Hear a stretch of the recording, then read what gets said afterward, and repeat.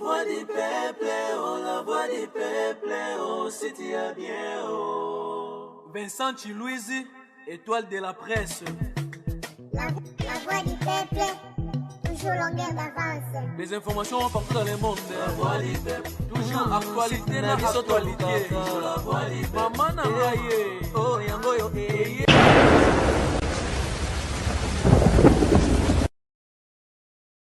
Tu aimeras ton Dieu de tout ton cœur, de toute ton âme, de toutes tes forces et de toutes tes pensées, et tu aimeras ton prochain comme toi-même. Ezali des commandements oyo Jésus-Christ a résumé les biso. La seule façon oyo tu peux rendre comme reconnaissance à Onzambasa et la biso eza ko la reconnaissance et à manifester amour vers prochain ayo. C'est la raison pour laquelle la voix du peuple est au Kiti Awa nakati ya salon la Suédoise, maison d'habillement, salon de coiffure, la Suédoise, Awa na Kitambo, na Vénodrome Awa, pour transmettre bino, bandeko, bozana, motema ya bolingo, motema ya kosuma, motema ya mawa, ko présenter bino ka oyo tozanango, Awa na enseigné mon la radio plateau na biso. Je suis avec votre acteur préféré, Pakaloui. Bonjour. Bonjour Vincent. Boni. Ouais. Kimi ezali Pakaloui, tout s'est retrouvé à annoncé na salon la Suédoise, maison d'habillement et salon de coiffure pour na likamo tozanango. Tout le monde na katikati na yo tozana ndeko na biso moi si bazana problème na niveau ya mâchoire na ye. Toyitoye ba problème ezali.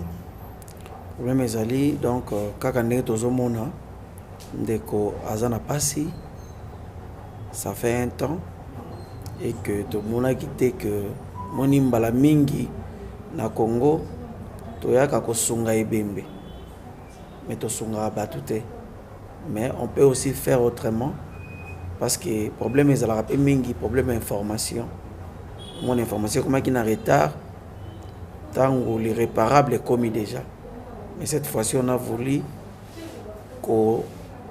commis cette information ya kotala ndeko na biso on aimerait tous ces canailles tous à l'ensemble, tous à la bien, tous à la bonne santé.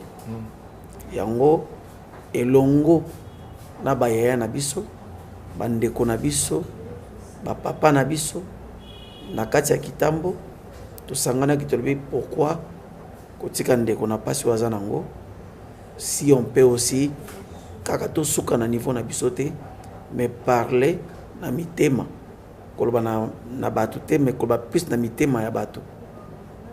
Malamu esika bazali soki bakoki pe kosunga biso de façon que ndeko pe a retrouver bonne santé na ye lobi kozala sengo même si yete même si ngai te na pesio merci mais na beke nzambo oyo azana likolo nzambo oyo aza mokele na biso akoki kozongisela yo yango azoloba oui maman Cadette n'a dit que vous êtes souffrante. Mais les lobana yo moko et aux Olympiques plus fort na bandeko ba hôtel biso Daril zolanga yemo na caméra okoyib sabatuni ni na état ozana musiko ni na osenga batu so ozana mutu moko zomona que vraiment fois sunga yo to bato koyib sabangoni lobana yezaka ba sunga ngana na passe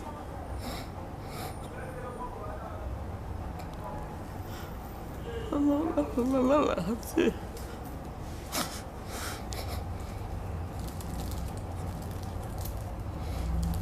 naolala te kolela ngai ya pasi nazokoka te bosunga ngai botika ngai te botika ngai te na pasi oyo nabotama nango te ye koya bandenge na 2016 bandenge ya moke ndenge ganglio esalaka biso soki ozalaki na douleur na nzoto namonaki yango ebandi ngai après tokomi na 2017 namoni yango esali lokola komata nake pe pa docteur va consulter ngai babi eza kiste docteur apesi nga ba comprimé na bandomela ba antibiotique mais na mela yango mingi changement ezalaki te namoni yango kaka kolala kolamba te ezomata ntango tokomi na 2019 nde ekomi makasi nde ekomi koya du jour au jour nde ti lelo ekomi boye totamboli mingi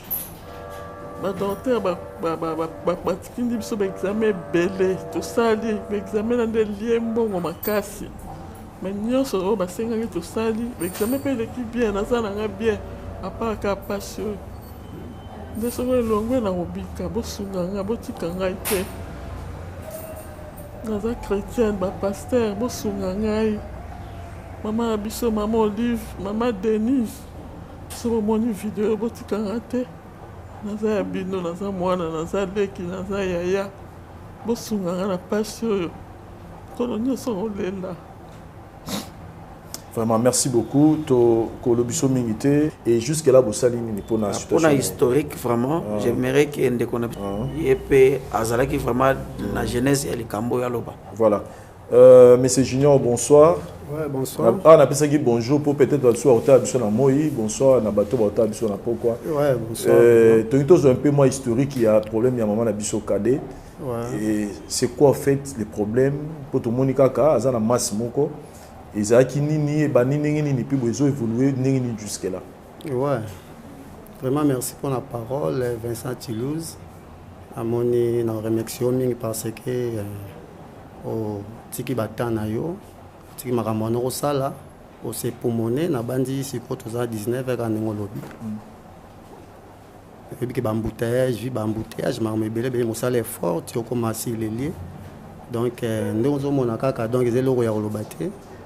Nous sommes donc serre na biso za souffrante na ninga osaranate azali ndeko na biso azali véritable mona kisasa solo azali vraiment souffrante na hauteur ça ba émission pour na ye parce que na zape molobelo la yo na chaîne moko songolo non tant comme chaîne c'est chaîne songolo ouais merci pour nous pesi ngai au privilège autant chaîne na biso jiba bembele télévision donc na pasaki ba émission pour na ndeko na biso parce que azali souffrante azali ndeko na biso ma belé na biso moko na Kitambo maladie oyo eumeli vraiment depuis 2016 alelaki vraiment mingi pe ba ko trouver ngai na passer ba émission pour na ndeko oyo ya mwasi na pasaki ba émission na jiba bembele télévision pour na refaire l'émission ya SOS ko sengele lisungi.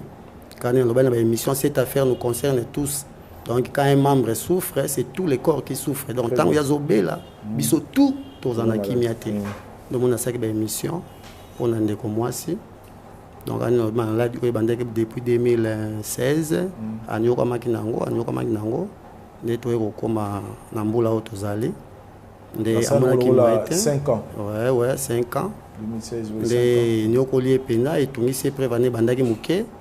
Des bandes qui évoluer tu au monde comme na moi le boyi de tellement passe bana kula muka ma passe bana continuer toujours no monde a trouvé des biso ça qui émission et banda qui nende bo sel émission jusque là donc évolution émission tout ça donc il y a de cela 4 mois donc c'est émission bande ko ba tika ki biso te bande ko libanda balanda ki émission ba yoka ki ba kota ki pe sur scène. Donc le rôle de la biso Joyce Tamboué les Cédois place tous aller en beau cadre oyo de la biso le rôle de la biso la fondation Sideman patron Sideman le rôle de la biso vie Richard Kianda bazali banda mboka ba kota na ndeko mususu parce que on a ndutanga ba comme na bango monique to lia ba minutes ebele ba kota ki likambango ba pesa ki ekokaki nde to bandaki ko sala démarche na ye prévaner to tambola ko bisike belé et senga ki to ki ba ACJ tous les cas na ba ACJ dans aucun hôpital baloba kezani bon tant aucun hôpital ba bezali tumeur donc ça cancer donc ils ont vraiment ba sala intervention chirurgicale mbangu avant intervention c'est un examen belé ba recommander ba examen belé ba chimio ba biopsie tout que ba campus ba Saint-Joseph donc na minute yo tout ça bon engagement. Et puis ngalé matin biso nganda donc makamneza siko ngalé mana docteur moko o azoko kamba biso azoko mema biso na likambo na ko difficulté za wapi pona ko faire traiter aux ça parole micro ce que j'ai compris bo sali déjà un pas ce que na roloba moi ndamu na kinona mukuse vraiment donc c'est-à-dire bandeko tant bazalaki saisi ya problème o ya timer ya mama cadette bandeko ba se mobilisaki na moi makoki parce que bandai ko senga ba séance ya chimiothérapie avant on va passer une opération. Na opération. C'est-à-dire ba séance wana yo kwa ki soit ko diminuer yango soit peso kazana nini malamu yo kwa ko limisa yango complètement. Alors ça nous a demandé montant moko ya hauteur ya $5,000. Mais bande ko ba tché ba cotisation et que ko sala que na moment moko boye bande ko ba tchaki lokola ba pilote na Kinshasa o baza ko mona ndeko kolala kolamuka. Et ça là qui mbongo en tout cas bande ko yeba na souté chaîne de dépenses.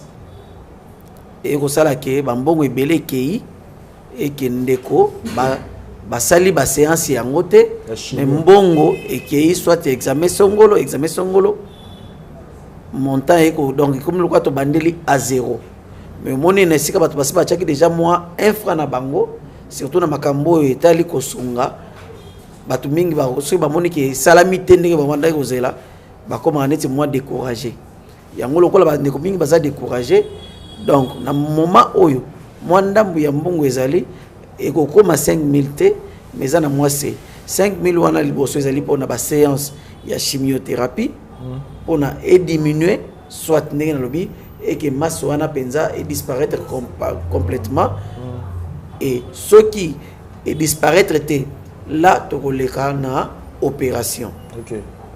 Donc ya ba ndeko tomeli moi pema bandeko yonso bachaki la main dans la pâte balembi yango to lingi ke ezala kaka te pona kitambo mais ezala pe pona bandeko ya mokili mobimba. Donc c'est un peu ça son akoloba banda jeunesse ya likambo ndenge ti ekomi lelo. Donc c'est ça bandeko bazala ki saisi un peu en retard quand ndenge ezala ka de bouche à l'oreille ah ndenge nini ndeko kuna biso kuna wote ndeko azana problème tala bona et ba se mobiliser qui même en créant des groupes WhatsApp oyo ya kosunga mais de bandeko bachaki bazala kwa ba pilote ya kolanda suivi na moment moko boye makambo penze tamboli malamu te qu'on se cache pas le visage makambo tamboli malamu te alors bandeko bazali banda pourquoi pas ne pas en parler aux autres parce que là to comme le ko na étape tozali tozongi à 0 donc on a ko sala une coopération il faut to le gana ba séance ya chimiothérapie c'est le ba médecin au banding yango to ye ko to ye auprès ya bandeko bazana motema malamu o ba monaka parce que elle souffre avec ça moni loko musuki bonga ko bota manango mais oyo bota minango te vous allez ko mener vie na normalement mais du jour au lendemain au que ndeko ba que ndeko diagnostiquer yo cancer et tumeur moko za cancérigène et puis eza kokola talaka ça fait mal et puis yango to ngaki toloba na nzela na yo na nzela ya la voix du peuple batupé et question na ngana tuna est-ce que bozana médecin moko awa na Kinshasa oyo a rassurer bino ki akozo prise en charge nango ki akoba na chimio soki pe chimio simbite baketi na intervention est-ce que médecin wazali oui ils ont des cas sur ba moyen la personne a akozo prise en charge financièrement il y a les Camerounais c'est ça quoi. OK. Là maintenant vous êtes organisé comment ba ko contacter par Kaloui ba ko contacter nani par rapport à ceux qui ont bateau yo ba manifester bonne foi au sunga de mon ambition non na bateau oyo bazali sur place to numéro ya papa nani junior ezali à part hier tozali pe na fondation Sideman même sur fondation Sideman même à tozali awa donc ils appellent quand na avenue Bangala oyo kaka tout droit maison Sideman donc na fondation Sideman bango ndem baza chargé ya collecte ya kozwa banini ba fond et puis ya orienter ngo na médecin et puis bango pe mtwazo ki ba contact déjà na médecin na ndeko na junior ninga zali awa azali parmi bato bazo tambola bazo kende ko mona ba médecin mais de toutes les façons aussi longtemps tous à battu mais c'est la personne qui vit ça et ça notre sœur cadette ce qui peut même matin mutako kutana naye yé mokopé je pense que elle a besoin quelqu'un de plus vite parce que tu yebi que mutu le cœur de l'homme est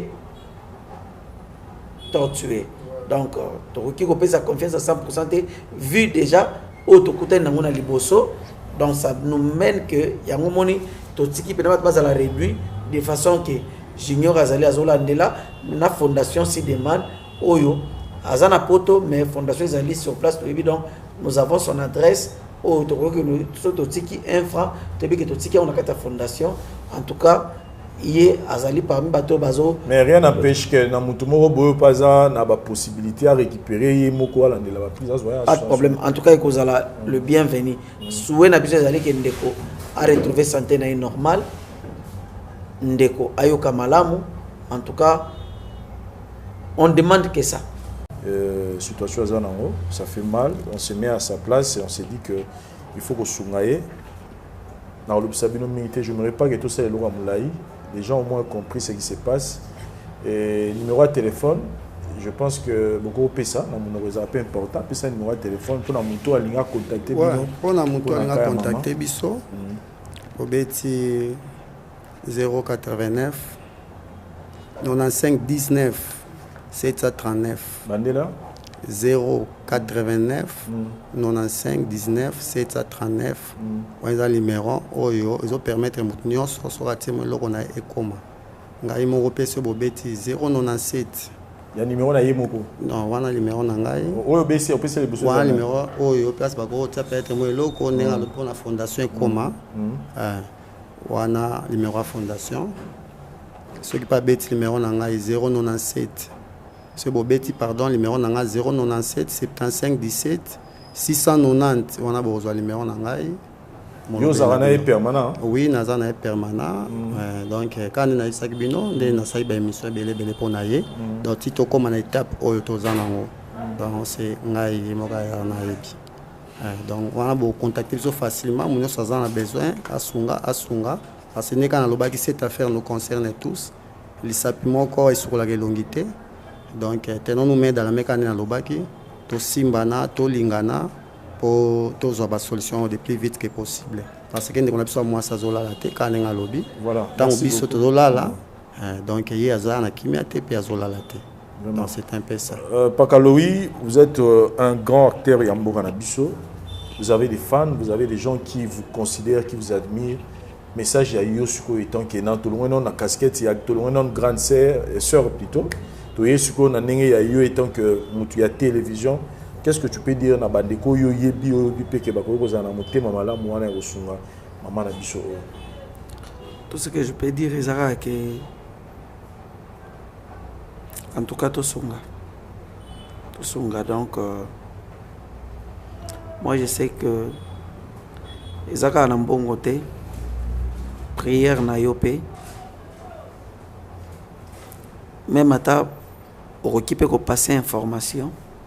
Quand il peut partager mission par exemple, vous allez partager mission na page Facebook nayo, na page YouTube nayo, dites-vous que vous sauvez vie à maman Kadette. Et que sokaza malamu nzambe akozanga tena kozongisela biso. Donc quand ningo Vincent Otoloba, je n'ai pas à dire zama mingo koloba te. Donc c'est ça quoi. Voilà, merci beaucoup, chers amis téléspectateurs. Je pense que Bissonos te comprend le cas de maman Kadette. Azan a problème dans motomonima César, il faut passer dans la séance de chimiothérapie et puis s'il faut, il faut passer dans l'intervention chirurgicale pour la pour faire disparaître masso et autres dérangés. Elle souffre énormément. Elle ne dort pas. Dans mon thème, on a bisso et tant qu'humain, donc on quitte tout y pour la caméra pour que tu aies mis maman lamu. Parce que tu peux avoir de l'argent, mais Rosa ne peut pas mettre à malam. Donc, tout ça, c'est plus bateau, bazara mité ma malam, wana ya bazara mité ma goyoka pasi ya baninga, litoi, pasi ya litoi ya goyoka pe pasi ya baninga, to motema ya compatir na douleur ya moninga en tout cas, to sengi na bino bo talaka ya maman na biso Kadette. Numéro de téléphone ba pesiona, soyez peut-être besoin, peut-être vous pouvez aussi passer par Kaloui parce que batumi bazana numéro na ye. Vous pouvez aussi nous appeler, on peut facilement vous communiquer le numéro pour que nous avons plus besoin d'ali. Pourquoi pas Moutoumora Téléma, il s'est dit que non, on a une prise en charge. Il y a maman la biso Kadette, Bané Bandeliti, Maramio sur le cas, à Kenaïti, na guérison. En tout cas, vous allez bien, mais nous avons besoin de tout le monde pour nous les Camerounais. Merci. Dès tout à l'heure, Awa, Moutoyo dans l'émission, le fait qu'il y a partager l'émission, et na page, na mire na Facebook, il y a TikTok, il y a WhatsApp, il y a partout, il y a des statuts, le fait qu'il y a une émission, déjà dites-vous que vous êtes en train de sauver la vie de maman cadette parce que Moutouma a souligné. J'ai fait aussi appel à Bandego, à Mécène, à Bamboga, à Bicho, to ebine nini makambo fonctionnera, makambo yango ya kochape moi lisu yango yo. Na moto aza na pasi, nzamba opambola pa zo monsieur Lebele. Merci na la Cédoise, maison d'habillement et boutique et salon de coiffure. Oyo et puis biso cadre pour que to solo la likambo yo na eza situé na Kitambo na Vénodrome. So boyo en tout cas pour na basuki na bino, pour na kolata. En tout cas n'hésitez pas au sala tour awa. Merci na Daryl et merci na bandeko tour botali biso. Sinon to comme na biso na suka to loba mingi te pour que bandeko ba soit temps otala puis ba partager yango. Merci. Nous espérons qu'il y aura une suite très favorable à likambo. Ah oui, donc il y a vraiment rien à dire car ningo toloba et puis merci aussi na bande koyo malgré poto mais bazo liso na bango matoi na bango ezali na Kinshasa et puis bande ko super na Kinshasa oyo pe bazo tambola chaque jour en tout cas nzamba kanisela bino et je sais que lobby ko ezali Très bien. donc parce que ceux qui na ebi que nombre ya bato ba koti likambo pe na ba oba kokota ça sera que pour que lobby quand même on a fait quelque chose. Merci. Merci beaucoup, Daryl Iwantesa. Tout le monde a dit bongo prochainement dans différentes choses. Bye.